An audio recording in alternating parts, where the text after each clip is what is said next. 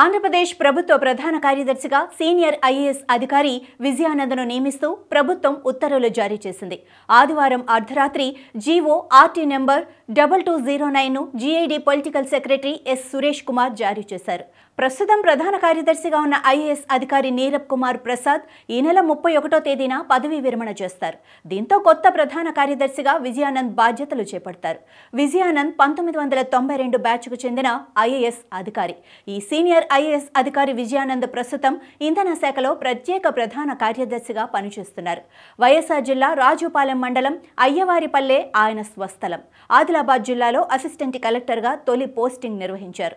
అనంతరం రంగారెడ్డి జిల్లా జాయింట్ కలెక్టర్గా, శ్రీకాకుళం, నల్గొండ జిల్లాల కలెక్టర్గా కూడా పనిచేశారు. ఏపీ ట్రాన్స్కో, జెన్కో ఎండీగా సుదీర్ఘకాలం పాటు కొనసాగారు. రాష్ట్ర ప్రధాన ఎన్నికల అధికారి, సీఈఓగాను పనిచేశారు. 2025 నవంబర్లో విజయానంద్ పదవీ విరమణ చేయనున్నారు.